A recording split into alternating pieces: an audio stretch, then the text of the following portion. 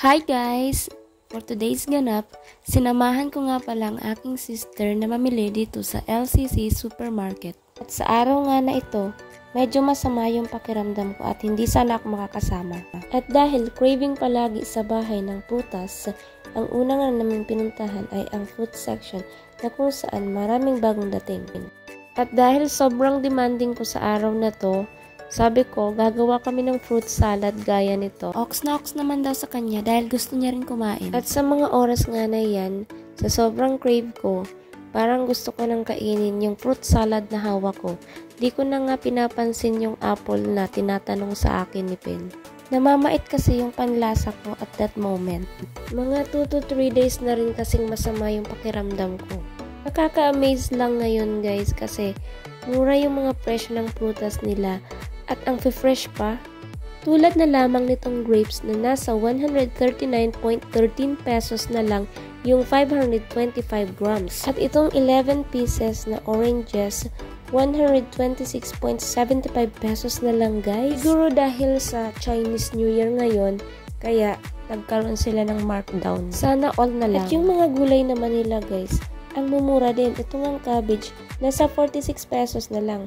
At ito namang malaking sayote, nasa 29 pesos lang. Beside cheaper prices, andito na rin halos lahat ng bibilhin namin.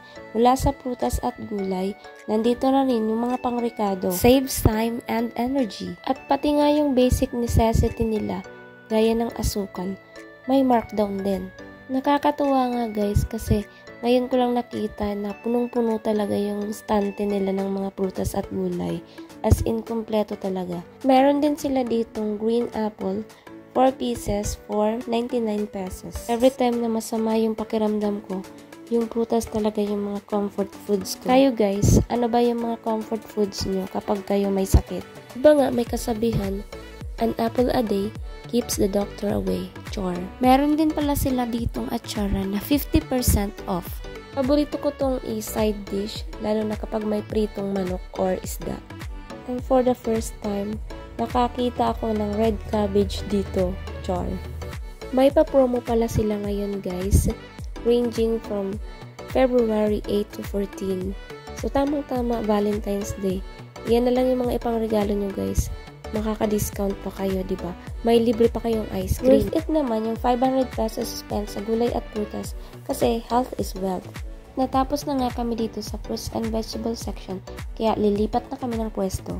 May nadaan nga pala kaming tamarind candy at ayun na naman yung aking cravings. Pero umaatake pala yung acid reflux ko kaya hindi ko na rin tinuloy. May mga inaabake choco cups din sila dito na perfect pang giveaway sa mga kids. Mahilig din kasi kami mag-reward lalo na pag may nagagawang kabutihan yung mga bata. Sa oras nga na yan, nakakaramdam na ako ng pagkahilo dahil sa paikot-ikot namin sa loob ng supermarket. Feel ko na talagang umuwi dyan. Ito talaga yung pinaka-hate ko pagka sinasama ko kasi mabilis akong mabagot. At dahil no choice kami pareho, kailangan kong hintayin siya. Di bale, may treat naman siya sa akin na fruits. Amazing lang talaga mamili dito sa LCC kasi every occasion, mapasimple man o bongga, palagi may ganito. Ito lang talaga ako sa LCC na amaze sa mga pa-sale nila. Ang dami nilang pagganap na sobrang pinipilan talaga ng mga tao. May mga payday sale at mga weekly sales din sila dito. Kaya naman guys, sobrang bumper to bumper ang mga mamimili dito. A few years ago, nang itayo nga itong LCC Supermarket at talagang malaking ginhawa ito sa mga taga-Bakakay. Pati kasi pumupunta pa kami sa Tabaco City or sa mga karatig syudad para lang makapag-grocery. Laking tulong talaga ito sa amin kasi nakakatipid kami sa oras at effort. Bukod nga sa cheaper prices, halos nandito na rin lahat ng mga kailangan namin.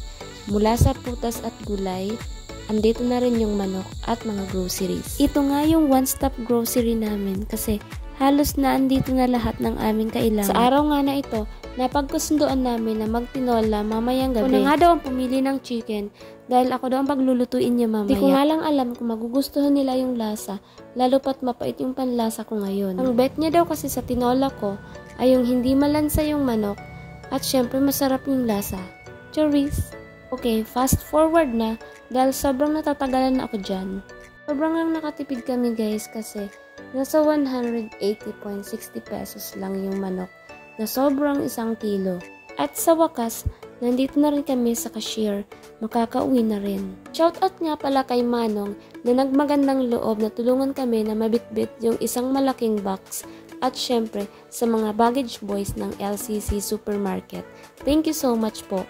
Pagka-uwi nga sa bahay, inasikaso ko agad yung gagawin kong fruit salad dahil kanina pa talaga ako nagki-crave dito. Sabi ko nga kay Pen, ito na lang yung gagawin kong merienda dahil hindi ko feel magtinapay ngayon. At ito nga pala yung mga ilalahok ko sa aking fruit salad, yung orange, yung apple, at syempre, yung grapes. At nagsimula na nga akong magbalat ng mga prutas dyan. Inuna ko guys yung orange at sinunod ko yung apple para ma-mix ko na doon sa baso. Slice ko ng ilang piraso yung apple at saka binalatan. Katapos ngang ma-mix yung mga prutas, nilagyan ko na ito ng Alaska Evap. Habang ibinubuhos ko ang gatas, sobrang natatakam na ako. Pero konting tiis pa at matitikman ko na rin to.